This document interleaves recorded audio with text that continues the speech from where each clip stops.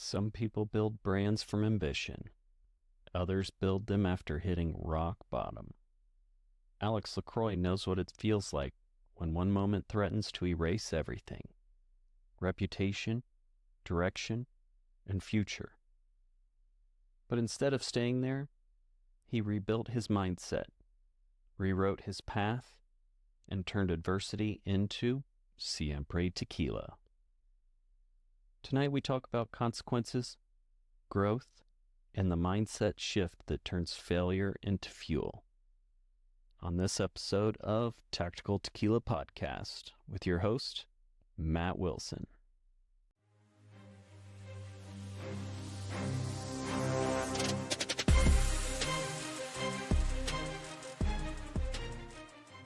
If you enjoy the show, hit the like button, subscribe, and share it to your social media platforms.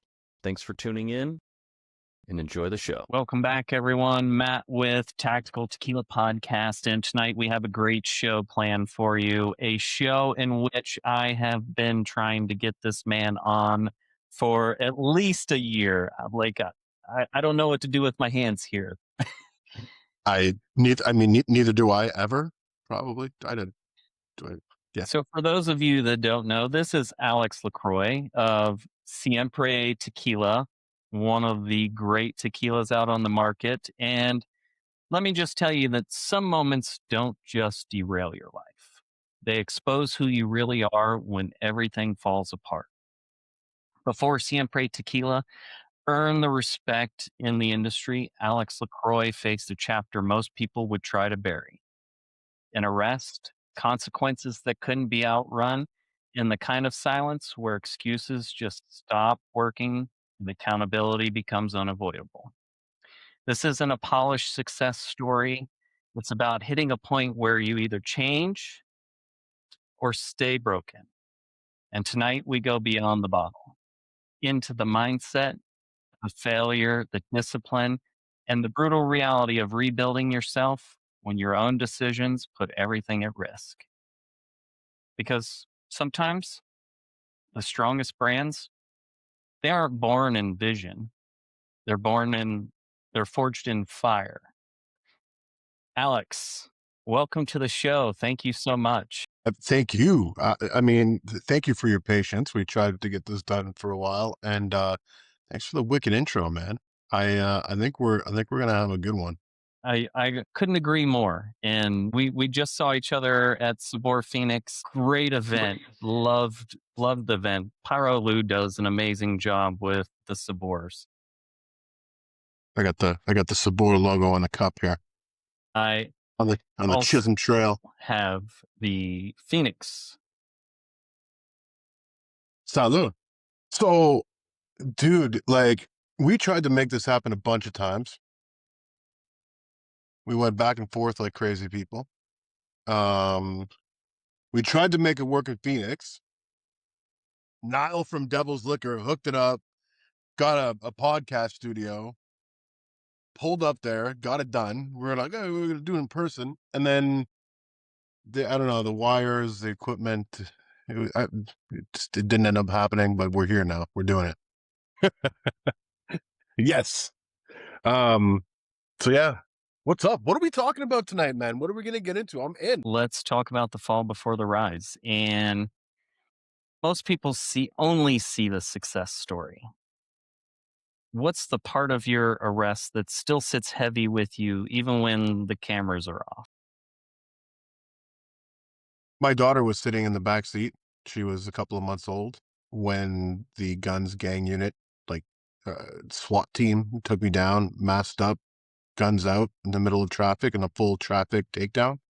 And it was the scariest thing, for me as a dad. It's so messed up, and a lot of things flashed in front of my head. A lot of things happened in that moment, but I think it was just very protective moment for me, where I was just like hands on the dashboard, and I'm like, there's a child in the car, there's a baby in the car, there's a child in the car, I'm complying, everything. No, there's a child in the car, and it was super fucked up, man. So I was going to visit a friend who had not met my daughter yet. Well, he did. He was at the hospital, but he had not like seen her in a while, 2 months after she was born. And I literally said on the phone, I'm going to come over and I'm going to bring the baby. And what I didn't know is that there was a command center set up a couple of blocks away from my house. They'd taken over a community center, and I was on wiretap. And there was a cryptologist or a gang language expert that said, "Well, baby means gun." And so they're like, "This is it. We got him. Everybody go." It wasn't a gun. It was a baby. It was my daughter. And I think that was the instant moment where I was like, "What am I like?" I thought I was almost out of this life, but I was still kind of in that life, and I'm just fucking done. And I'm glad that nothing happened because what a wonderful human being she is now. Right. And so during that chapter of your life, was there ever a moment where you genuinely believed that the trajectory of your life was permanently damaged? I thought I'd be dead by the age of 21. Like, and then I'm like, I'm still alive. I thought I'd be dead by 22, 23, 24. Yeah, at every moment in time going through it in my head, I'm like, yeah, permanently damaged for sure. I'm a lost cause. Um, you know, I think it was until my daughter was born when I was like, look, I have to change. I have to be different. And then there was just a lag of getting out, right? And then, but that was like the definitive moment for me. And then when I was, sitting in the bullpen after getting arrested and in the cell waiting for interrogation, all that stuff, and I was just like, I'm done.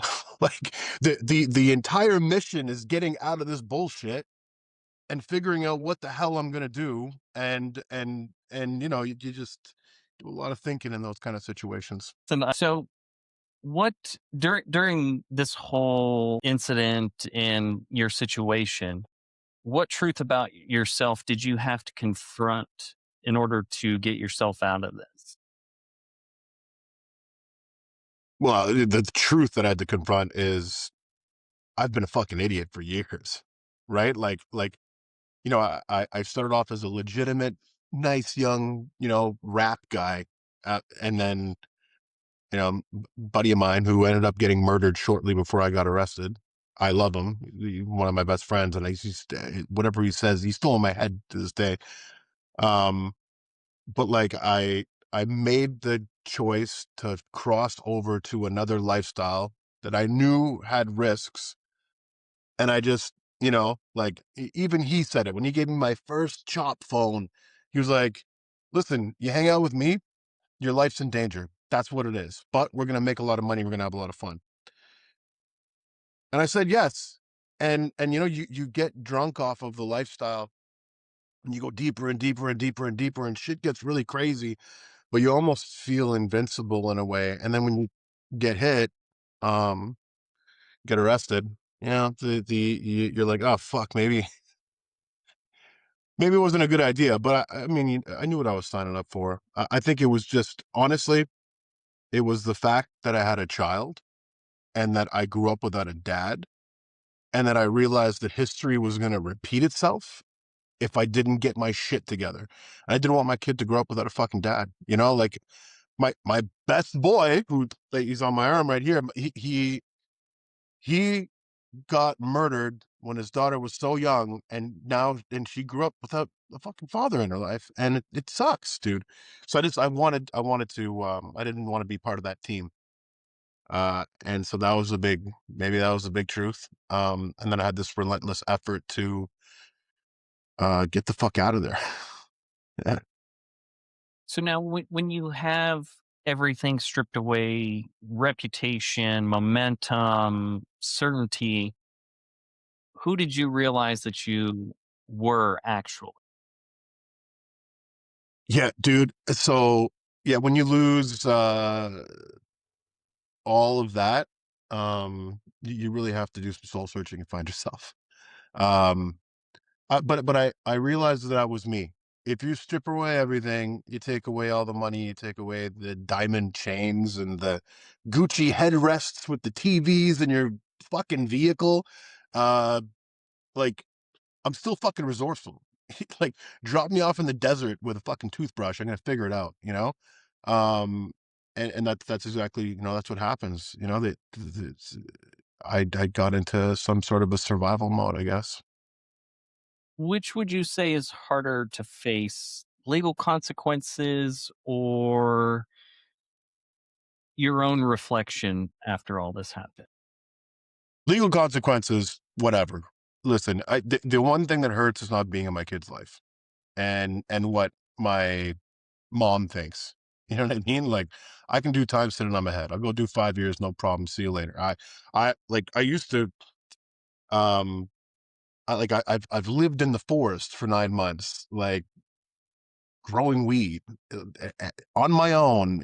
So, like I can be in solitude, but I think just to get back to the question, um, yeah, I think I think I lost what the question was. Fucking lost track. Just which was harder to face, the legal consequences or your reflecting back into it? Reflecting back into it is harder to face than the legal consequences. Um, it just like I don't think anybody wants to sit in a cell and do time, but I'm very I accepted the fact that no, this is what I did. This is what it is. Hopefully, you know, hopefully the I end up getting out of the situation eventually, but I knew that it was going to be a long ride. But it was just sitting with myself, and I'm like, you fucking idiot, you know.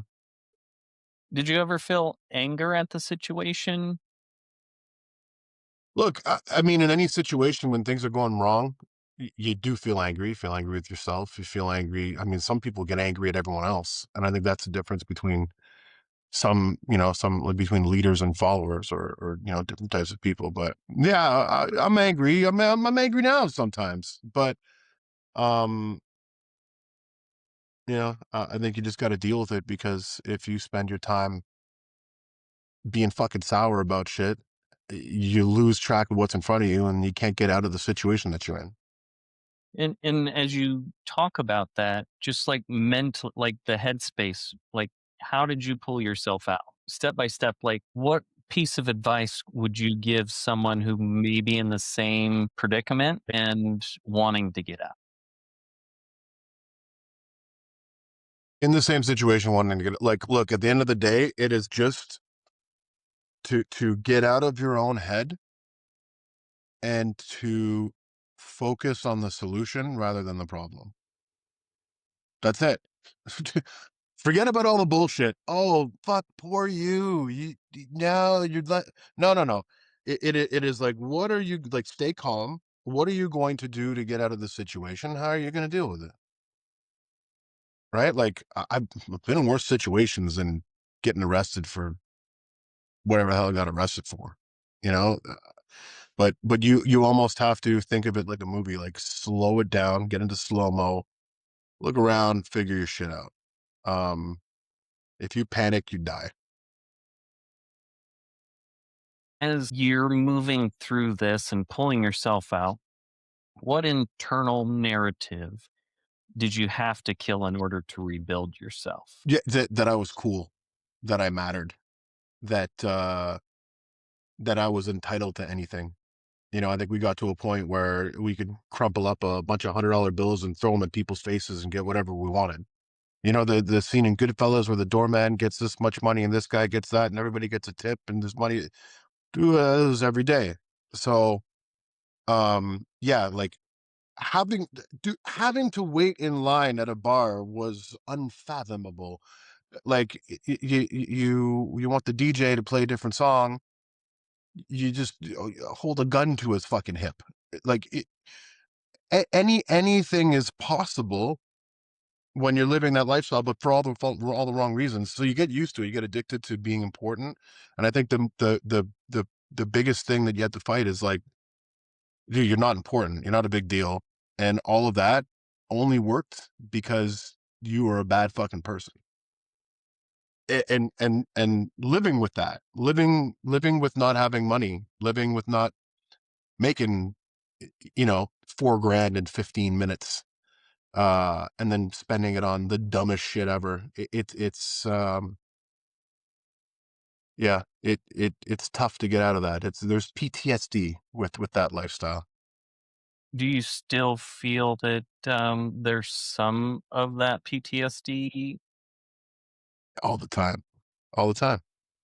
Um, but I think that with this new life, that I feel good about myself, and I feel cool in different ways for different reasons. You know what I mean? Like, but dude, man, I'm telling you, when I see a problem that could be solved very easily with like being aggressive or going back to that type of life, you gotta take a deep breath, and you gotta sit there and think about how to resolve a situation intelligently as opposed to just forcefully getting it done. You know. And, just seeing you at events and, talking to you, like I never would have thought or expected any of this to have happened in your past.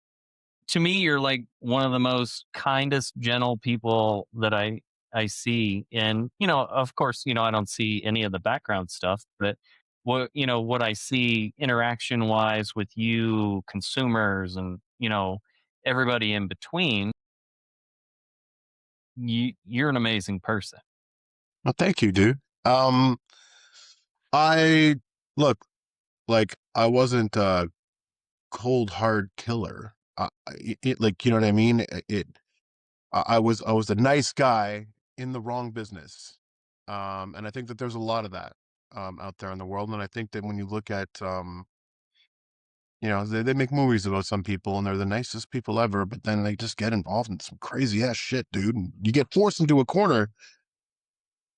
Y- Yeah, it's what it is. But thank you. And look, like I think I've got a lot of karma to pay back. So you really got to triple down on like being good. And it doesn't feel nice to be a dick.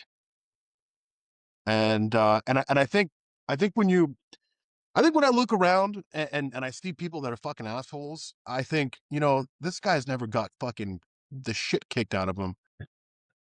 I'm sure you feel that, but like it's like look, like this person has never been in a really messed up situation where like they get really humble. Like, dude, I've been through so much shit that it's just like, hey, guess what? Like, we're all alive, all of us. And I think you get the same thing when you meet people from northern Mexico. Like where you're looking at Facebook to see where the violence is that day. Like all the norteños. I feel like that I've come across. I'm like, people are like, why are you still happy? He's like, because I'm alive. I'm not dead. Like there's shit that happens all the time, and that I have a lot of that. I have a lot of like, hey, like I I was not murdered. You know what I mean? Like I was not. I'm not doing double life in prison. I know people that are doing triple life and and then get knife fights in prison and then end up in a wheelchair crippled. Like we are alive. It's so cool, dude. So you have to be nice and you have to be nice to people. It does not, you know, um, Yeah, because I mean, honestly, you never know what someone's going through. So to be a dick and to be an asshole, it's just to me, it doesn't serve any purpose unless maybe you're wronged against. But even then, like, is it really worth my time? there's no time for it. Listen, I think we all, you know, in the end of the world, there's going to be good and bad. You know what I mean? And I think good people can do really bad things to people that are doing bad things to other good people. You know what I'm saying? Like I think we all got to be protectors in that sense. But like fuck, like there's some people that are just dicks for their own to benefit their own advancement, and that sucks. So now, as you're changing your life trajectory, What habit or belief did you eliminate first in order to take that first step?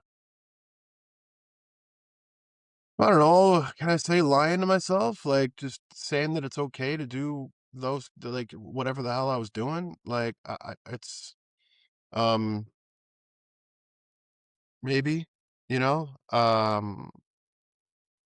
the I yeah the I think it was the habit of being lazy about doing the right things in life.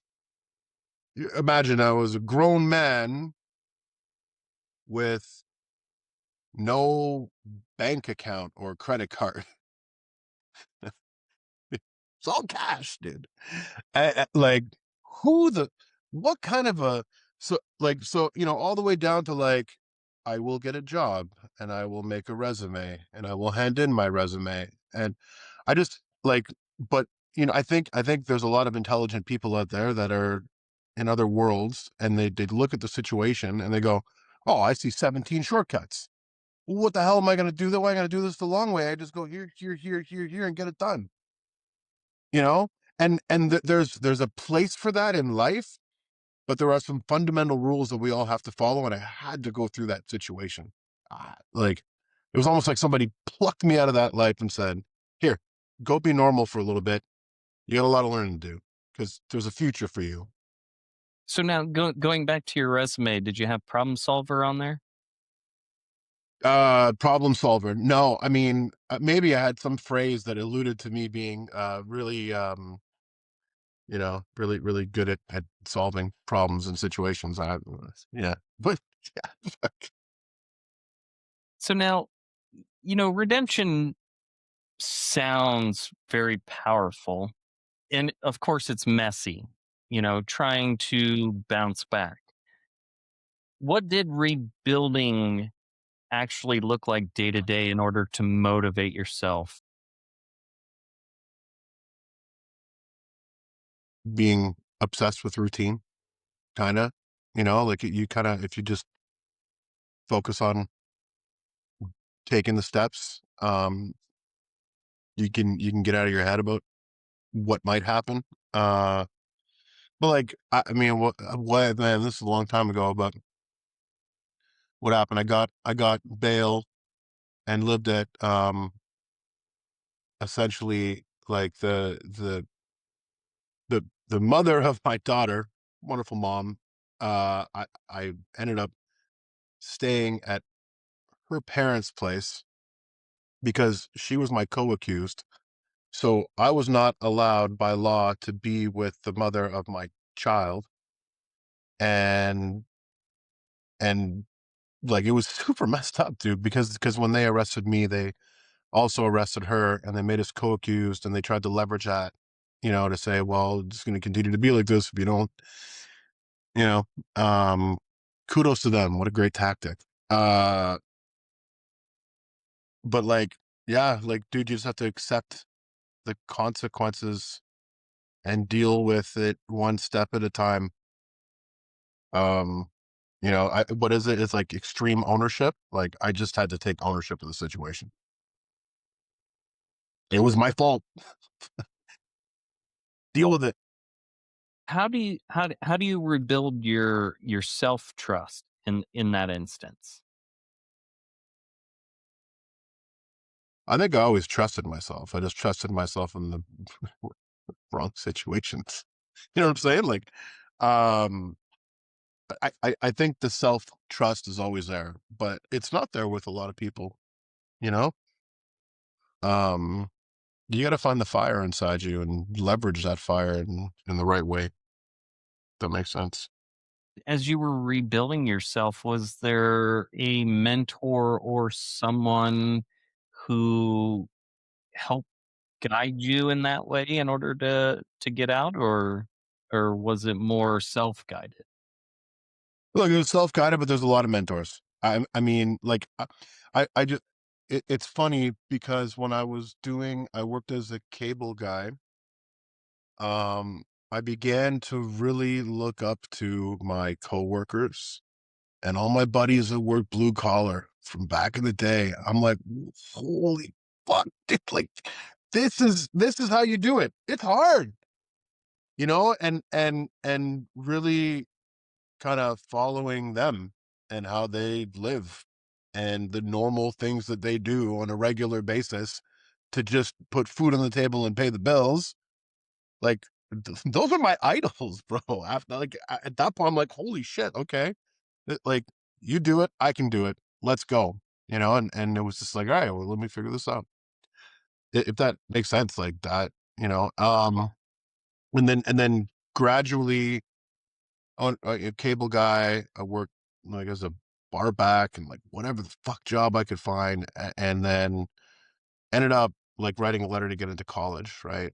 I didn't have high school. I got kicked out of that a bunch of times, and they wrote a letter, and then they said, "Okay, yeah, like come write a test, and maybe you'll get into this crazy ass advertising program." And when I got into advertising, I mean, talk about mentors like that. That's dude, all of my teachers, man. I looked up to all of them. They kicked a lot of game to me that I learned about being a normal human being and about applying whatever the fuck I went through to advertising. They didn't know that I went through whatever the hell I went through because I pretended to be a nice young boy nor a normal human being. Um, Well, but like you said, you were just a nice guy in the wrong arena. I think so. Just an extremely capable human being that did Very, other things. very resourceful. Yeah, yeah. So you briefly talked about, how you still kind of get PTSD from this, but what fear still follows you, but secretly it fuels your discipline now? That I'm gonna fuck up again. Like I when they're like more so before than now, but like if there's a cop in traffic close to me, I'm like, oh shit, like what do I? And I'm like, oh no, no, no, I'm normal. This is it's fine. Like I'm friends with police officers now. Like, dude, their job is fucking hard, and it is insane. Like, shout outs to Bryce and fucking Tequila Cop and all the shit that you do too, man. It like what an incredible person you need to be able to fucking wake up every morning and go through fucking all the shit they go through and all the wacky people they got to deal with. Um, but yeah, man, just like I still think that like it could all be taken away from me at any time, and I think that gives me this like my head's on a swivel at all times.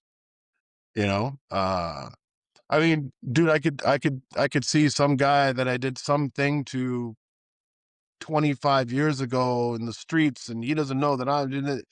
Anything could happen, you know. And that was something that I woke up, slept with, lived with every single year of me going deeper and deeper and deeper into the life that I was in. You don't sleep much. You're always thinking that somebody's coming to get you. Somebody wants what you have. Somebody is gonna try to make a move. And I still live with that. Uh, but I think it makes me sharp. I I think listen. I think you're as sharp as a tack for sure. I maybe mean, a dull tack. I mean, you know, every event that I've been to that you guys have been at, just the way that you guys envision, like how the setup should be, you know, um, take Sabor Chicago for instance, 1414, and you guys all did that basically like speakeasy type room, and like that was a phenomenal idea. Thank you. Well, so okay, the whole thing about being nervous that it could all go away. What had to my iPhone did a? Do you see the balloons? Um, I got to turn that off. The whole feeling about like it could all be taken away from me. I think doing that kind of shit is a product of that. Like like even from like listen, like in school I was like I can't risk it. Like I was two teachers assistants and I had an internship and I was, going back every single weekend, 4 hours for my daughter on the weekends, and then driving back to be at school for Monday and doing all the crazy intensive coursework that we had to do. And I was like, "Oh, fuck, we got to do more. I got to do more, more, more, more, more. It's got to be the best." Because like I can't fuck it up. Like I already fucked up once, you know? And so with everything that we do, we apply the same mentality. It some people call me overboard Alex, but it's because I really don't want to go back to where I came from, man. So yeah, like I might show up at a trade show, I might look around and I might be like, well, I can't just have the fucking table and a tablecloth. We gotta fucking build something. Like and I like, in all respect, due to all of my fellow tequileros, but I'm like, we have to be the absolute best, or at least the most stand out in our own unique way, so that people see us and they recognize that we're there. Because God damn it, we got to sell fucking bottles because I need to fucking eat, and everybody that invested in us needs to eat, and like we need to make money and survive this thing. So that's that. It's the only reason why our shit is over the top is because we just have this this drive, this energy that we can't die, you know? I love that mentality because, I mean, as I said, the way that you guys build things out, like even Sabor Phoenix, you guys had the roping with the cow on the barrel. I really hadn't realized that it was there until like I was just about to leave and I saw people actually doing the rope. And I was like, man, that is like the coolest thing ever. I was like, I wish I had time to actually do it. That's the sizzling fajita effect, my friend. Like when you're doing a show, like if you want people to come in, you gotta rope them in, no pun intended. You need a widget. You need something to make noise so people go, "What is the thing that they're doing over there?" It's it's I probably get that from like hip hop, like like you got to be big and loud. Well, I mean, Chicago, you had the ice glasses Yeah, that you were yeah, throwing the bell.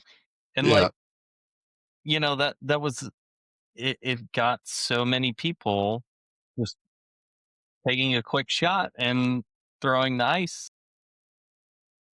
yeah. Like I want to do the thing that she's doing. Yes, you do. Perfect. Come on in. Just try it. Um, Just try it's it. also fucking fun, right? Yeah. Like man, like I love tequila. I'm a fucking nerd. Like we more than a lot of people like get really granular with the detail. Like, oh, it tasted like this because the soil was red and not white and not volcanic. And like the temperature of the oven affects the profile, the yeast and the quantities of the yeast and the time of the year and the cut of the all that stuff affects the profile of a tequila and that level of detail. And so like we're fucking serious about our shit. But I think what a lot of people forget, and maybe it's imposter syndrome, like maybe they don't hang out in Mexico enough, but like tequila is fun. It is meant to be fun. We drink to have a fucking good time. And so Cheers, yeah, like cheers to that. cheers. Exactly, dude. So we sip and we're very serious about the stuff that we do, but like dude, can we just do a shot of fucking tequila and throw an ice glass against a bell and try to ring it every now and then? you know So Tequila's now, fun. how much of Siempre exists because of who you became after that hardship? I mean, so Siempre is Monica, myself, and like it's like it other souls attached to it, right? As we work our way through it, there are some wonderful human beings like fucking Dan and Rick and my cousins and every like It's become something. It's the soul grows, but um, no, I mean, siempre is what it is because we overcome things. Like that is exactly what the brand is. Like siempre means always. It's funny, like when we were coming up with the name, we would put over 100 names on a wall,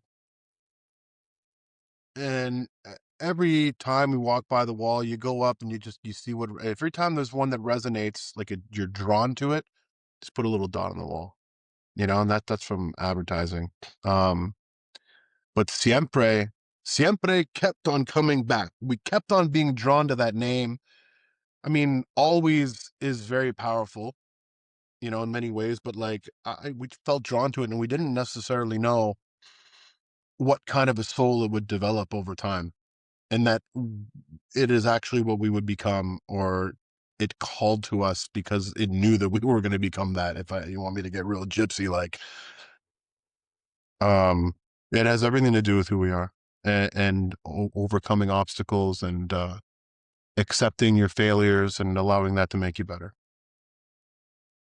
Now, as you're building Siempre, you've started changing life and you start building Siempre.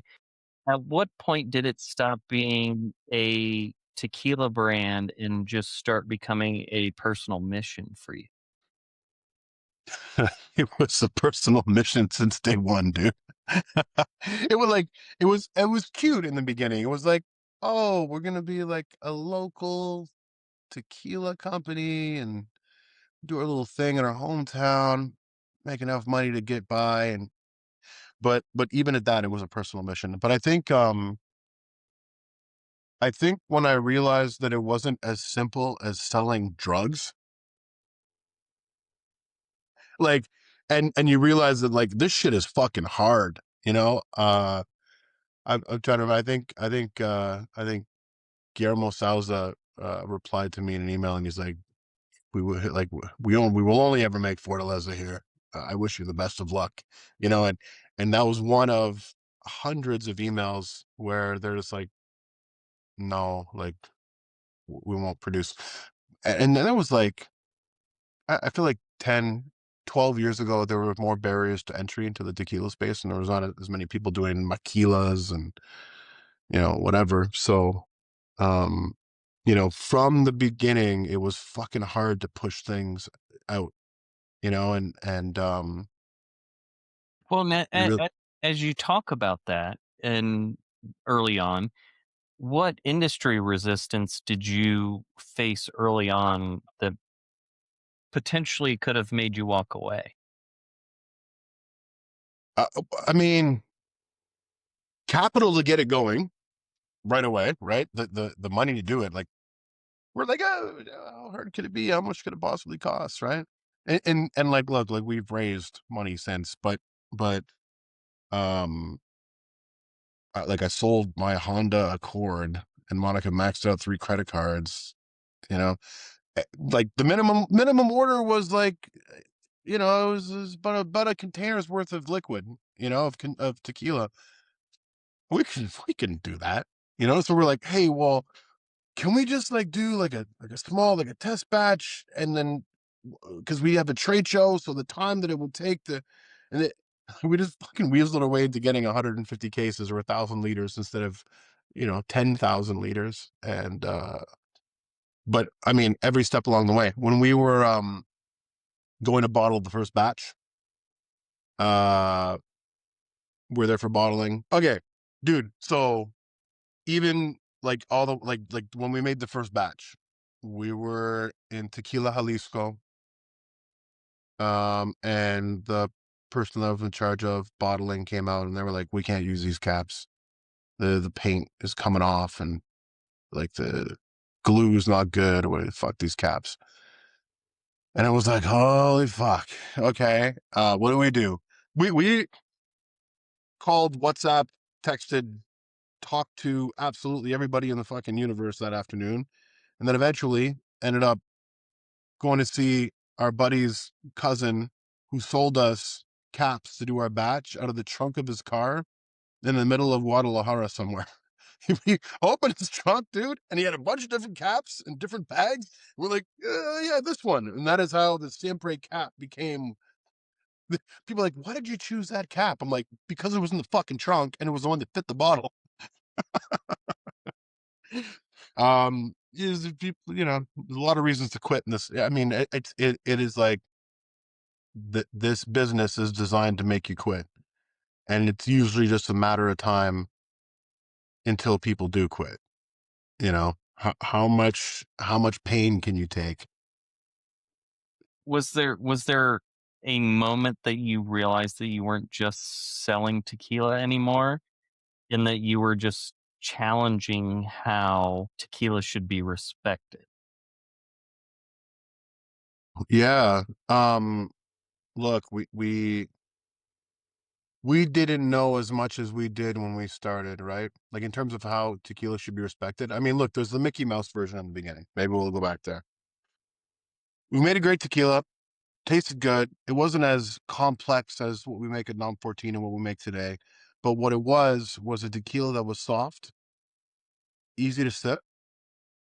And I think that's what the world needed at the time. And I think that every aficionado at one point was like, Don Julio 1942, or like Adictivo is great, Cava de Oro. And then you realize over time, you taste other things, you go, oh, fuck, wait, that's fucking, you know, a different kind of tequila.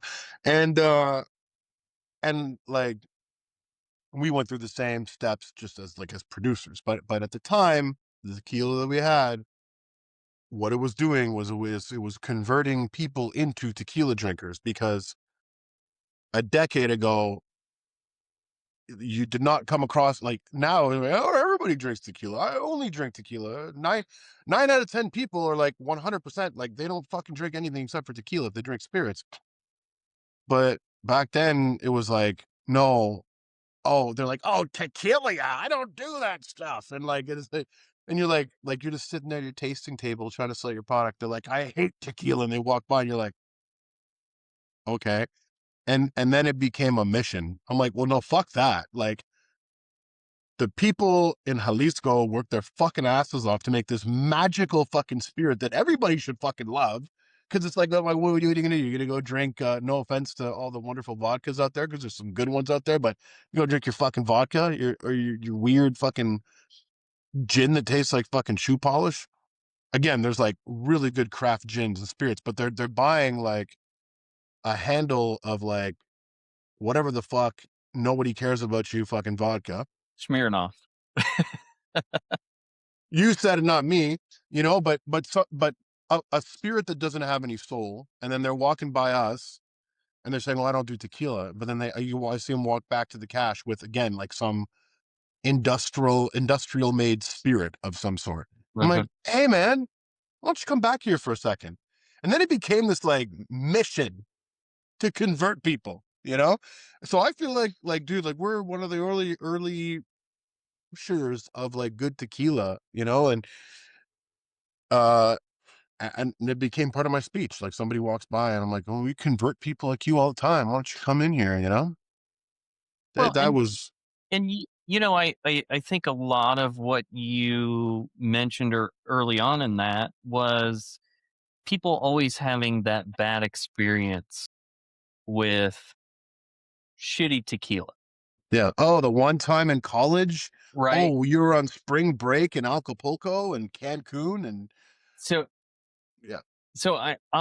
I'll tell you. So I was attending. It was my junior year of college, and I went from a community college to a theological university. Did one semester there. That semester, every Thursday night was dollar draft night at Buffalo Wild Wings, which was literally walking distance from campus. My cousin and I, who has actually been on the show for Ma's Mountain Moonshine. He and I would drink there every Thursday, and he would just order like these because, back then there's like really no good tequila selection.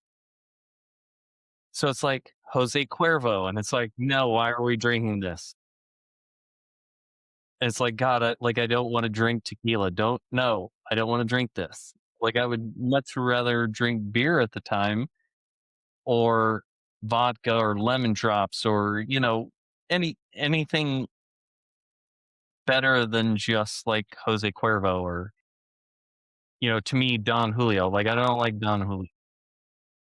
Or freaking Stauza, or whatever the hell is on the well, the cheap shit. Yeah. Yeah. And so like we would just get tore up every Thursday night. And for that semester, like I was just like, oh my God, I don't know how I survived. Oh yeah. And you're like, and so again with that, it's like you go out, order 100 shots of Jager bombs and a round of whatever the fucks and beers and whatever, and then we'll have some whiskey and cokes, and then some rye and gingers, and how about a round of this thing? And then at the end of the night, it's a tequila shot, and you're like, "Oh, we shouldn't have done the tequila." And I'm like, "Buddy, I'm a victim of it myself from before, but it was like you're gonna blame the tequila after you drank all that shit." And we say to people like, it's like like tequila will get a little jealous if you go out and you dance with Jack and hang out with wine and make out with beer, and then you go back to tequila. You think it's gonna fucking treat you good at the end of the fucking night? No, it's gonna be fucking pissed off. So stick to tequila all night long. You're gonna be fine. And that's part of our conversion kit. Yeah. And you know, that whole thing is just like you said, you never want to do tequila again after that point. But and for me, like I was never a tequila fan at that point. It didn't take me until 20 some years later when I started tasting artisanally made, additive free tequilas that I became a tequila fan. Plus, I also had to stop beer and, other other alcohols due to, you know, allergies, but I have found that tequila is my jam. Dude, it should be everybody's jam. Yeah, no, I mean, same. And I lost my train of thought there, but yeah, man. Like it's it needs to be celebrated. But that was our mission, because it was like people need to know. And it still happens. And there is nothing more fucking rewarding than having a couple people come by your booth or wherever you're tasting, and they go, "Oh no, we don't do tequila." And I'm like, "Okay, well, hang tight. Let's talk through it. We're gonna." And I'm sure that a lot of brand owners and tequileros go through this too. Like it's like, hold on, let's imagine this is not tequila for a second. Let me walk you through this. I'm like, depending. I'm like, what do you guys drink? Oh, you guys drink this? Oh, you drink vodka? Oh, you drink whiskey? I'm like, okay. Well, this is vodka, and pour a little repo. I'm like, this is whiskey. Let's just imagine that for a second. And then you walk them through the tasting, nice and slow, ease them into it or whatever. And then at the end, they're like, oh, this is not that bad. This is really good. Oh, I think I like it. I'm like, yes, It's we a got win. another one. It's a Yeah. win. Yeah. But growth in the spirits, like when you look at tequila where it is now, right? Like, and its rise, Um, a lot of those are converts from the bourbon world, people that were used to collecting and hunting bourbon, and then they were like, "Holy fuck! Like, I got a lot of bourbon here. Let me just try this." So now, as you talk about growth there, um, what decision behind Siempre scared you the most financially and personally? I'm fucking scared right now. um, well, look, I mean, it's just that um, I think even to this day, you look at the cash flow, especially when you're like, we're kind of bootstrapping right now. Like you look at the cash flow and you go, are we gonna make payroll? Like, are all these people gonna get a paycheck this month? Like, what? Like, sometimes I go without a paycheck for a long time just to be able to make sure that everybody else is good. And so yeah, like it's scary because one wrong move and it all comes crashing down. And you know, we have almost 80 shareholders, and we have employees and people that depend on us. So like it would suck to lose that, you know? So yeah, I wake up every day scared as shit, but then I calm myself right the fuck down and get to work, you know?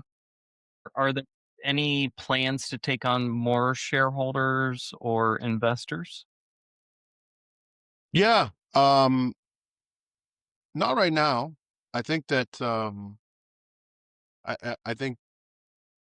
think that there is always a time to raise capital to grow the business.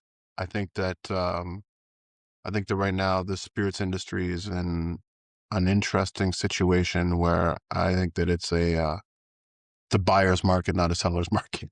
So I look at the valuations in the space and all the stuff that's going on, and I'm like, nah, let's just be like a good, solid, profitable company and live frugal, as you can see from our dumpster dive trade show setups. But like, if I was a billionaire, I would still do that shit.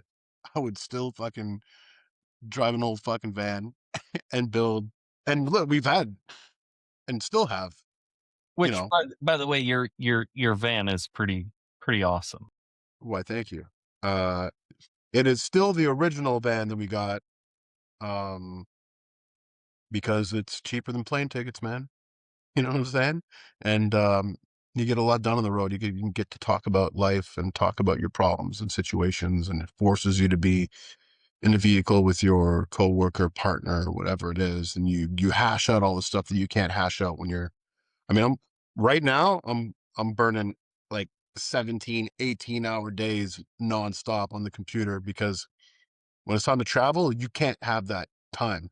You know, it's really hard to stay on top of things, so I burn it. Um, Well, maybe I'll start a fundraiser and we can get you set up in a Mercedes Sprinter van. well, my friend, our van is a Mercedes, so I do drive a big, fancy Mercedes, a shiny Mercedes. Uh, I have a normal human being A vehicle. newer model. Ooh, no, you know, again, I think it's like when we because look, we've taken on capital in the past where it was like, I don't know, you get it, you're gonna spend it, you gotta push, you gotta grow, you gotta burn cash to be able to get ahead, to be able to get acquired. I think that the landscape has changed. It's it's not about your case volume. It is about the frequency that accounts are buying those cases and like your margins. Are you a profitable? Like, do you run a good business? Who the fuck is gonna buy you if you're not running a good business? Like it is a lot of work to dig yourself out of the hole of like burning a ton of cash and not being profitable. It sucks. And I think that there's a lot of startup companies that are either still doing that right now or trying to get out of that situation, and it's not easy. And that is that is hard. And it's probably the same thing that I went through when I wasn't making a fuck ton of cash every week, you know, in another world. So I'm just comfortable living with nothing. So, how much of the brand's DNA would you say is set in redemption or second chances or both? It's all about second chances, man. Honestly, like, um, on the front of the bottle,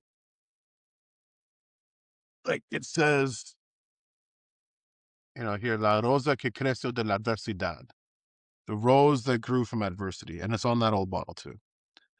Um, and I think that most beautiful things come from something fucking rough. Well, I mean, you know, pressure makes diamonds, and there's all kinds of, but like, you know, like gold was forged from different elements of the earth. Like, come, you got to go through shit for it to be good. And you know, you could say that an agave has to go through a fucking hard time to produce more sugars. You know, and a struggle. And I think that is just true across so many things. If you allow it to make you better. So yeah, Siempre is and forever will be. Like it is. It's about the underdog. It's about um transformation. It's about turning a negative into a positive, seeing the bottle half full.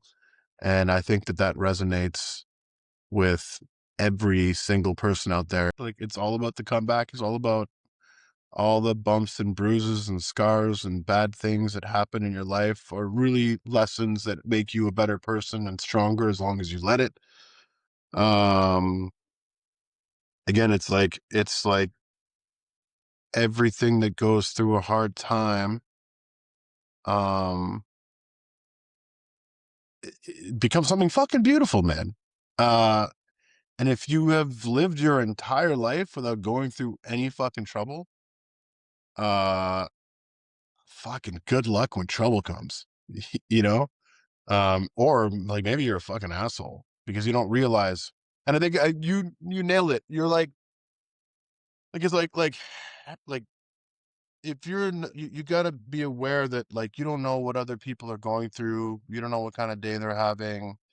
You don't know that there are things out there that are happening for people that are really fucking painful, and you got to be a nice fucking guy. You just got to be. Uh, um, doesn't pay to be well. Maybe it does pay to be an asshole. I think fucking assholes make a lot of money, but Maybe in some instances, but of course, the not necessarily the golden rule, but nice guys always finish last. Well, I don't think that it's necessarily nice guys. I think it's those that don't go out and get it that finish last. You can be nice and finish first, um, but for those that are nice and go out and get it, and that are hard chargers and put their head down and just say, I'm going to make sure that all of my goals are met at this point. Like those people are the ones that are trendsetters. Those people are the ones that are going to make things happen. They're going to turn heads within the industry, and they're going to do things that are unimaginable by those that are naysayers and those that are assholes who say, like, you shouldn't do this because of X, Y, and Z. And you're like, no, like, your vision is skewed. Like, I have a broader vision. well, a couple of things like zoom the fuck out, all the way out, and look at it from all the way out there, assess the situation, and then zoom right back in, and then keep doing what you're doing because you might be going down the wrong path. You know, the like I lost what I was going to say there, but yeah, zoom the fuck out, Yeah, and you have to look at things from a 30,000-foot perspective. And then as each um, issue or item comes up, then you can look at it as more of a 10,000 foot, and then start to hone in on those things that are more important and do 5,000, and as low as ground level as you can come. yeah, you get to lay the land first, and then yeah, um, and then there's another one too, like intuition, like listening to the little voice inside. Because a lot of people are in their own fucking head, or they listen to their like. I can't explain it, but like sometimes I'm like, oh well, you're just thinking like with your brain. That tool is decent. Like you need to use your brain, you know. But there's a voice and there's a little voice inside, and that will send you in the right direction all the fucking time. Even though it feels like it's the wrong fucking thing to do, even though it might end up being kind of the wrong or like a weird, but follow the voice because that's going to get to where it needs to fucking go. And a lot of people don't listen to that thing. You know, they go, well, this is impossible. But like on feeling, I'm like, no, I think that it is possible. And all, I mean, that leads me to another one where it's like somebody comes to me and they go, oh, it just can't be done. You can't do that. I'm like, okay, you can't do that. I'm like, well, have you tried this? Have you tried that? Have you called? Have you done this? Did you go there and knock on the door? Did you send flowers to the receptionist and then call them after they sent flowers and then ask them to see if there's a have you have you tried every single possible thing to get the thing done yet? No? Then Did don't you tell me that it can't be fucking done. did you give him $100 tip? Because sometimes that works. Yes. Like there are 1,000 avenues or a million different ways that you can try to get something done. And then when you've done all that, then go ahead and tell me that it can't be done.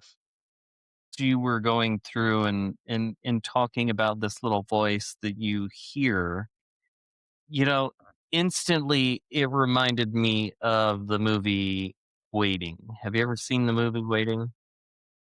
What is waiting? What is that movie again? So I it's a Ryan Reynolds movie. It's where he's a waiter. There's oh it yeah, yeah, yeah. uh the restaurant and shenanigans Yeah, yeah. and Flair, so Flair, right? yeah. I got good.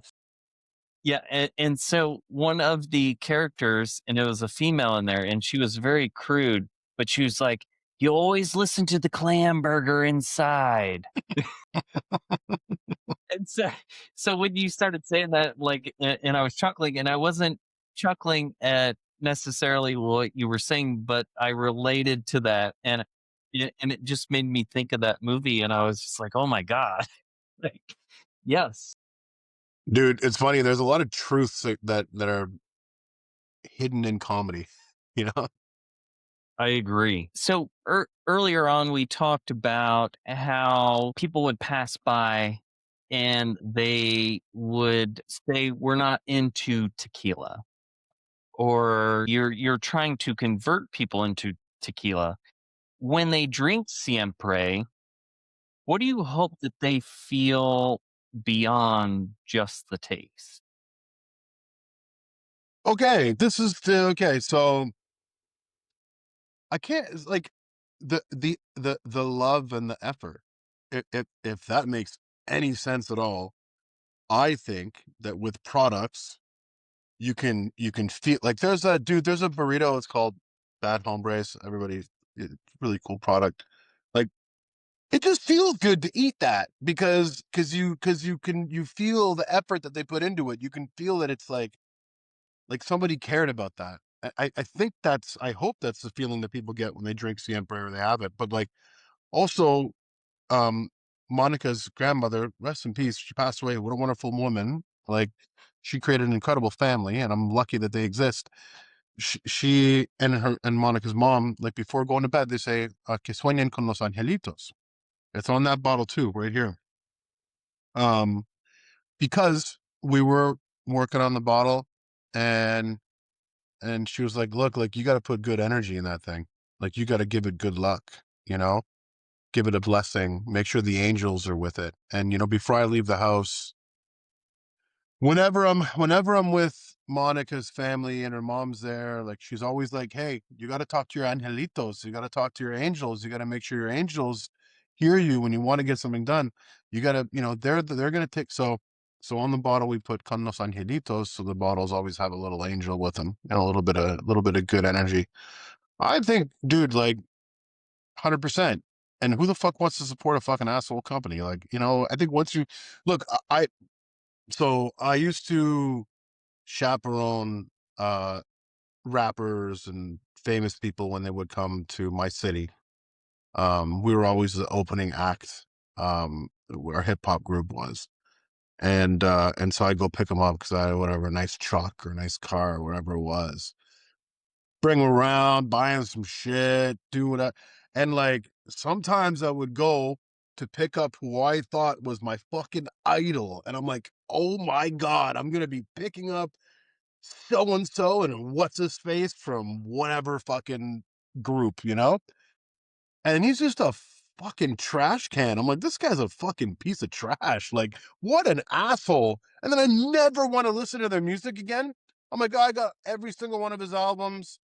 I've got, I've got all the merch. Like, and then like I'm like, oh, fuck that. So I think that like good energy and being positive and like putting out good shit into the world and not being a fucking like that. I mean, you will be turned off of a product right away. It won't feel good drinking it. It Well, and so in my line of work, like I can tell you that early on in my career when I met people who I thought were good actors or, good musicians, I love their songs, I love their movies. You meet them and they are just complete shitty people. And it's like, okay, I'm never going to support you again. And it's so unfortunate because one for them, I mean, obviously there's such a fan base there, but it's unfortunate because that person who you may idolize or you may see, not as a mentor, but as a figure that's up here, you you meet them and they're just shitty, whether they're having a bad day or that's just their personality. How the fuck did they get there? That's what I want to know. Like, Exactly. how Exactly. how did you get? Why are you this person? Like, like walking over dead bodies and skulls to get to the fucking top of the fucking mountain. Like, maybe you don't want to be that fucking important because maybe that's what happens. But I mean, you see people that are super cool. Like there are less assholes than there are really awesome human beings that have become really successful. But every now and then you're like, bro, like I don't know, you know? Like like the only reason you're who you are is because of your fan base Yeah, or yeah, your consumer, depending yeah. on, you know, because if there wasn't a consumer or there wasn't a person viewing whatever you're doing, there wouldn't be a you. Like, Yeah. y- you Uh, know, you would just be someone who doesn't have the viewership, doesn't have the consumer. You would just be a normal person. dude, 100%. From the consumer, the retailer, the bartender, the bar owner, the person mopping the fucking floor at the fucking liquor store, um, all the way up the distributor, everybody. How many times a year they're like, "Well, the distributor works for you. They should fucking get their ass in gear and fucking do it." I'm like, so and so that works for the distributor as a sales rep does not give a fuck. And the second that I heard his fucking feelings, why the fuck would he ever want to sell a fucking like? No, we work for them. I work for the people that drink our product. I work for the liquor store owner. I work for the guy that mops the fucking floor. I work for fucking everybody all the way up and all the way down because without them, we don't fucking exist. I work for my distillery. I work for everybody. Like, because I am thankful and because if I don't have them, it all fucking falls apart.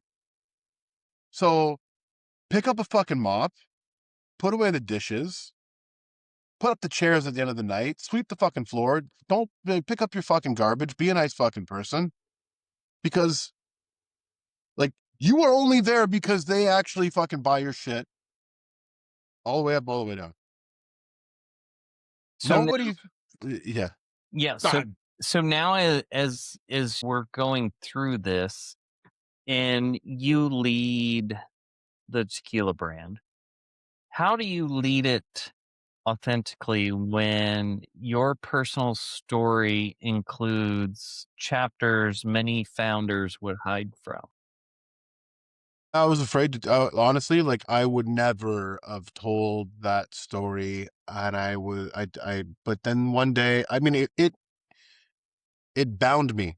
Because when people are like, oh, what's the story, and I'm like, oh, let me give you the PG, like rewritten, like version that we wrote down that we tell people. The PR. Yeah, and I think Monica and I was like, I think like maybe we just drop the PR and be who we are, and we battle with that quite a bit. Um, like, well, you guys should be more premium and you should be more luxury, and the people want this, and then I'm like, who the fuck are these people? Well, and sorry to interrupt you, but Yeah, the younger generation now, Generation X, I think it is, or whatever, they want more transparency. They want to know not only what they're drinking, but they want to know the story behind each brand. mhm. They want to know everything that they can about it. And the more that you hide from it or from them, the less that they're going to be inept to buy the product or consume the product.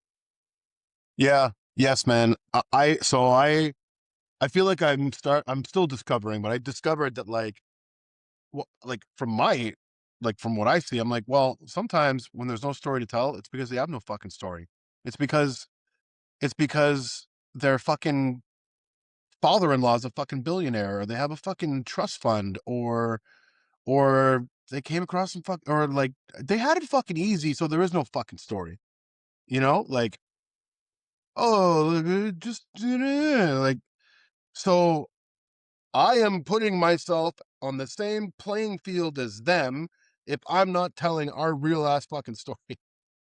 I'm like, well, I have to just say it. This is who we are. I have to own it, set myself free. And Monica's got a fucking awesome story too, and you should have her on to talk to her about shit too. She's a smart one. She's like, you just go talk. I'll be running the goddamn business. Okay. But like, you gotta own it, you gotta live it. And I think that as soon as we started doing that, it set us free, set me free.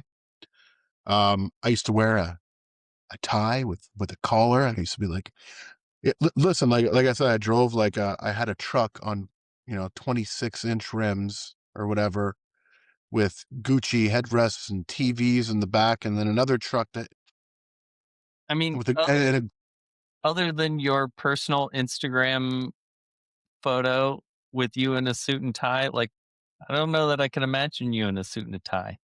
well, that was quite a cool student. I think it was very like Reservoir Dog-ish, Yes. Very, very much so. Listen, the kid can I can get cleaned up, but like every day trying to look like something that I'm not is like, I'm in a cage. And but dude, so all cool cars or whatever, and then I'm like, you know what? I need to look normal, so I'm going to buy a Honda Accord. I felt like I forget the name of the movie, but Will Ferrell, where he's like, Gator, don't play that. Like he like I'm like, yeah, what? Yeah, yeah, yeah, yeah. Where like I'm like, I am going to be a very normal person because this is what normal people do, and for me to, but I almost had to put myself in that. Uh, I had to do that to take myself out of the mentality that I was in and change. But then as I slowly got out of it, I was like, oh, I can be myself. You know, it feels good. Gator don't play no shit. Gator don't play no shit. You know, that's took a lot. So while we're on that subject, in talking about vulnerability, and do you think um, vulnerability is now a competitive advantage in business, or do you view it as a weakness? Well, it's a competitive advantage. I think there's I feel like Well, look, some people are like, they're like maybe they got a lot of big budget or whatever it is, like big company, and they go, oh, like what hotel you're staying in? What how's your flight? And oh, like I have a team that does or what. Like they spend all this fucking money and they think that they're all the way up here. But the fun part is I show up looking like a hobo and a goddamn, but we like people underestimate our relentless like effort to get shit done, you know, and then I feel like sometimes I go, what the fuck are these guys doing? This is insane. And like, yeah, it throws people off guard. I don't mean for it to be that way, but I notice it. Um, I think that it's an advantage to wear your heart on the sleeve and be vulnerable. I think because I think it's not something that people see often. I don't know if that makes sense at all, but It does, and it kind of segues into my next question. You mentioned it earlier on in the show about imposter syndrome. Have you ever felt imposter syndrome even after proving yourself repeatedly now?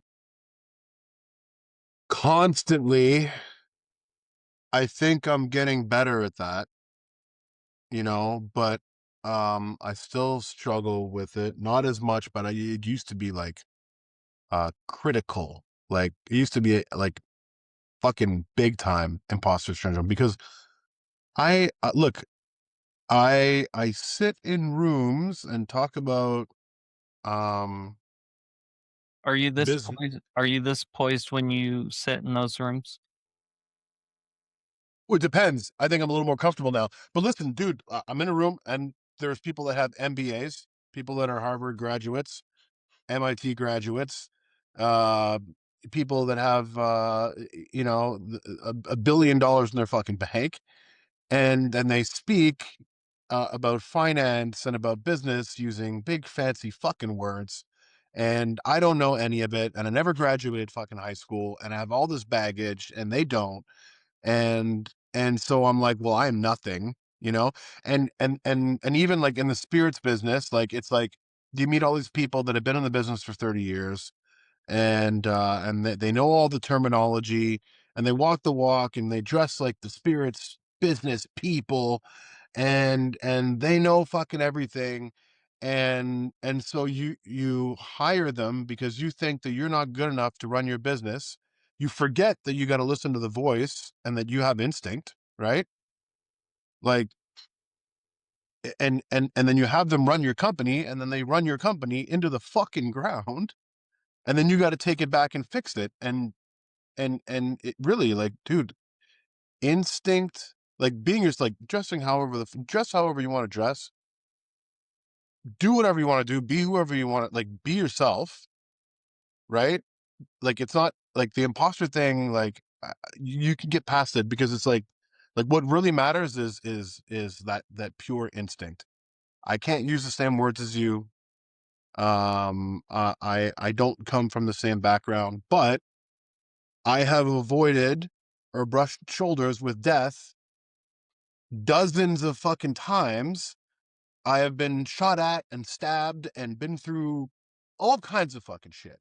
And you have not, no, not you, but the enemy inside my head that I always make up. And I can run circles around people because like my instinct has saved my life many times. I feel like I should leave this thing right now. I feel like I should talk this situation down. I feel like I got to go this way instead of that way. And I don't think a lot of people have that, or like I feel like that feeling is the flight or flight mentality, and a lot of veterans, first responders, we all have that mentality where like the instance that I don't feel this is a necessarily safe environment or a meeting where I feel like it's controlled. It's okay. We need to just distance ourselves. It's funny because now in life, like I feel like I really get along with first responders and respect what they do so much because I've been through a version of that. Like, dude, I cannot take away from all of the crazy stuff that first responders and people that are in the service like do and have seen, like probably way more intense than me, you know, because it's every single fucking day. But like I feel a little bit of that because and I you know I guess I can see how like man, when you apply that to business and normal life and you've learned how to like take what you feel in those situations and apply it to this, fuck. It's kind of it's a superpower. So now, what misconception about you do you wish that the tequila community, understood about you? Um I mean maybe it's just me, but like some people I feel like the misconception is that we because we're nonchalant and we're the way that we are that we don't make like a craft tequila or geek out about the actual process and stuff. And I mean, you know, sometimes it bugs me because I'm like, man, we are so fucking obsessed. Like the level of, I mean, who I like. Not many people are like swabbing yeast off of a fruit and growing yeast and using it to make a. I mean, that and 1,000 other psycho things that we do. I, you know, um, and and I just wonder if like because look, like I fucking love Fortaleza, I love G4, I love all the goddamn legends, you know. But sometimes I'm like, hey, like I love this shit. But we are on the same. We have the same obsession, you know. um, so I wonder, we get overlooked. And I don't know why. I mean, I know we were at the old distillery and whatever, but I mean, fucking everybody started somewhere. Like fucking, I'm sure that the very first batch of whatever the fuck legacy fucking old school tequila brand wasn't the fucking greatest at some point. You got to get better. Well, and I, uh, you and I have talked about this. Vivo is hands down my favorite tequila. Blanco, just the malolactic flavor to it. I don't know what it is, but it is my favorite. And if I could drink that every day, like that would be my go to. Another one that is very similar to me is Chamucos. Chamucos has a very similar flavor. And there's a Mexican restaurant, and I keep telling the bar manager, I'm like, man, you got to get this brand, you got to get this brand, and I keep trying to bring samples, and I'm like, you got to get these brands in. I was like, but every time I go there, I'm always like, give me the Chamucos, just be just because it has that malolactic flavor that I love with Vivo, and God, like I could drink that day in and day out. Wonder what nom is Chamukas at? They used to be at nom 1414 for a bit. Ooh, Um, that's a good question. I bet you they use a native yeast. Like sometimes that funk is like it's because you make your own yeast by like taking a little bit of the agave juice and letting it sit, and then that's kind of like your mother that you use to. I don't know. Yeah, I'm interested in that. Dude, because the cheesy stuff is like, there's a Venenosa. What is it? It's like Venenosa. The one of the red label. I think it's a red label Venenosa. That's like it tastes like blue fucking cheese. I fucking love it. I love it. It's really good. See, like I'm not like a blue cheese flavor type person. That's extreme. Yeah. So, like, Yeah. for me, like, I like a gorgonzola, which is similar to blue cheese, Yeah, it's but it I would say it's like a sister to the blue cheese, but I don't like blue cheese. so it is. But yeah, no, Vivo was I mean it was an experiment, right? When Adam Fodor from the Tequila Academy, like when he was like, oh, like there's there's this ancient Peruvian pisco technique. Like, who the fuck knew that like distilling while the yeast was still alive was going to taste like that? Because it's never really been done in this, in this world. And it just worked. It worked. We we drank like a liter of it, being like, "What is this stuff? This is different," you know. So we've talked about growth and, um, let's kinda just move into the future, your legacy, Siempre's legacy. What does success for Siempre look like when nothing to do with sales or numbers? The freedom um to be ourselves, honestly, like the look. I think a lot of startup brands are like, we're going to build it up and sell it for $1 billion, just like Casamigos. Um, e- that might happen for some, but that's not our like the the the goal is that you know we are able to make everybody that's invested in us really fucking happy, and that we gain some control over the time in our lives a little bit, and we normalize this thing, and Siempre continues to be this like rebellious engine for innovation and fun. And, I can relate to that. On a recent episode that I had, a good friend of mine who's also a retired special forces sergeant major, Javier Eccles, he said that success to him is time and freedom. Yeah. The fisherman story, if anybody, if you know that one, it's like I just want to, like this man, wakes up in the morning, goes to fish his fish and sells it at the market, and then goes home and uh chills out for the day. And then so some a business guy comes in and he's like, "Hey, let's turn this into, you could make some more money. You can make even more money.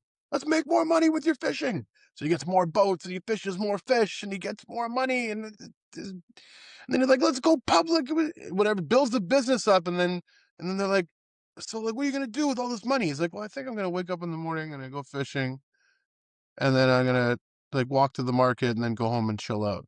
It's the fucking same thing he was doing, and like I feel like that for sure. Like um I think that well, one thing that I've definitely learned that's the truth is like when you pay to play, when you pump the market full of money to be able to make your product move, you are going to get a massive amount of volume. But when that money goes away, the relationships that were only based on fucking money will also go away. And the next dumb idiot that has a bunch of money to fucking spend is going to be the one that's going to get that volume. So why not just stay true, be calm, focus on what you're doing and do it right and grow organically so that eventually it all happens, but it happens for all the right reasons. And it happens not because you paid somebody to get it done. I love that, and I can relate to that in so many ways. It keeps you going. Yeah. Like, so I'm sure you felt this because it's got to be a common thing, but like, man, there are days when I'm like, we suck. We're the fucking worst. Like, I want to give up. Like, so and so brand, like they started 3 years ago and they're fucking selling more than we are. What the fuck is wrong? I'm an idiot. Siempre is nothing. It's trash, and everybody forgot about it. And then in one day out there in the world, I'll meet somebody who's got a Siempre tattoo, and I'm like, that's fucking insane. And then I'll go to a bar, and like there's a bartender that's like, no, look, I made earrings out of your roses. Like, and I'm like, and they're like, Siempre is the only thing I drink. And I'm like, okay, I'm not gonna stop. Like, this is real, it's working, you know. And it gives, it energizes me, and like, and I think you forget when you're in your in your own head, and you're just working and you're trying to get it done, and you're not, um dude, that is the best feeling ever. It is the fucking coolest thing ever, and it keeps me going. um So 10 years from now, what impact do you want Siempre to have on the tequila industry? I just, you know I want people to I think the impact is like, it's a there's a lot of I thought I knew it. I thought I could just spit it out, you know. I just I want people to know that, um that things taste better when you do it the hard way. That's it. Like, and like there are again, there's like legacy distilleries or families that have been doing it for years and years and years and years, and then here we are, these scrappy outsiders, and we fucking did it, dude, and we're doing it, you know. And in 10 years from now, I want to, I want to be way further than we are now, and I think we're on the road to get there. But I want people to look back and go, "Fuck, they didn't pay their way through it. There was no there's no fucking 100 years of history, and we persevered and doubled down and pushed and got there." And if people can look at that, um, and then think about what they want to do with their lives, and or wonder if there's a point in doing what they're doing, and this gives them that boost, the way that like seeing somebody that has Siempre rose earrings like gives me the boost, like, fuck, I'm good, you know. I mean, if I saw somebody with those earrings, I'd be like, "Hey, I know that's Siempre." Yeah, they're out there in the wild, man. It's fucking crazy. The amount of pictures and stuff that we got is super cool. But If your younger self could see you now, what part of your journey would you shock your younger self the most? uh, I don't know. I think just that I'm so normal. Uh, my younger self was like just a lot more vocal and rowdy, and would, cut more corners and be more aggressive about like just taking what, you know, uh I'm patient now. I think I'm impatient, but I'm more patient now, and I'm more comfortable with like just having what we have and it being what it is. Uh, So, when your story is eventually told, um, without you in the room, what do you hope that people say about you and Siempre? One of the best goddamn brands I've ever fucking had, and that guy was a crazy motherfucker. But like, in a good way. Like I gave it and give it everything I got, and all of us in this team, Monica, everyone, like we give this every fucking thing that we have. And the reward is that there are people out there with the fucking tattoo, there are people out there with the earrings, there are people out there that enjoy it. And like I mean, dude, I get people that fucking send text messages or DMs, and they're like, "Oh, like I had, like, me and my husband had a bottle of Siempre one night, and like that was the night that I got pregnant with my kid, and like I'm like, what the that's like I just I want people to see that like we worked our fucking ass off to get to where we are, and we did it because we love what we do, and we did it for the community, bro. Like I could go like if I wanted to, I could go to another fucking distillery and I could make a fucking $2 per fucking liter fucking swill and pass it off as fucking expensive juice and put it in a nicer package. I could look like I could go like this bottle is anywhere between 49.99 and 39.99 out there in the US. I could sell it for fucking 66. I could sell it for $100 if I want it. Like we could, but it doesn't feel good, you know?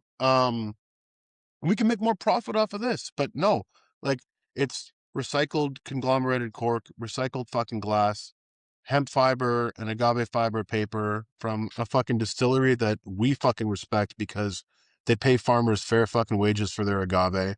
And like every single thing is an I give a fuck. And an amazing master distiller.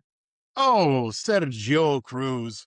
Yeah, no, really amazing. And again, like it goes back like Sergio gives a fuck. He works so fucking hard to he loves his family, he loves the people around him, he loves the brands that he creates, he loves what he does, and he's so passionate. Like you can't he's the Energizer fucking bunny, right? So like all of that, man, like if we didn't care, we would just phone it in, and a lot of people do. So I'm kind of yeah. so recently, in February, my wife and I, we took our honeymoon, and we go to Mexico several times a year, but we actually took our honeymoon, in February, and we went to 1414. We sat down with Sergio, and, you know, we went through 24 high proofs. We got to we got to blend 2, so she blended 2 and I blended 2. And I will tell you, as we went through all 24 and then we started blending and everything, I was like, it's like, okay, wait a minute. So I, s- I start blending and I'm like, here, Sergio, like try this. And he's like, oh, I like this. He's like, which ones were these? And so like I'd tell him and he'd write them down and then I'd write down which ones, I blended. And then I'd be like, okay, wait a minute. Let's blend this one and this one. And so by the end of it, like, and we were at Sabor Phoenix and I just happened to walk up and he's like, hey, I was just talking about you. He's like, you're a professional drinker. Like I was telling him how like how we went through all these high proofs. And like if you look at our table, like between Juan Carlos, Sergio, my wife, and myself, like the table was just filled with glasses. And and it was such a great experience. And by the end, like he was just like, I like to see where other people's visions are and what they're thinking about. And I was like, oh, I like this one. I like this one. Like, let's blend this together. And oh, I like this. Or people like, yeah, okay. But, we would go through like probably 6 or 7 blends. And he's like, okay, but what about this one? And he would just feed it back to me. Like, to me, he is similar to Felipe, like mad scientist in his realm, you know? And, you know, I met his wife, I met his brother-in-law, like I met his whole family because they all work at the distillery. Which is fucking amazing, man. And It's the best. I was like, this is so awesome. Like, I'm so happy to meet like all of your family. Like, this is cool. Do, so can you imagine that he showed up there as an apprentice, like cleaning up the lab, right? With nothing. and then worked his way up to the point where he was able to hire, and like they're all from Nayarit, like they're all from hours and hours away, and he worked his way up, and then he's like, everybody, let's go. You got a job. It's like he's like the tequila, like Frank Lucas, like American gangster. Like all of a sudden, all the cousins and uncles and sisters and brothers, they all fucking work there. But eh, he's such a great guy. Um, but he again, like just obsessed with like doing it right, you know. So So, um, talking about legacy,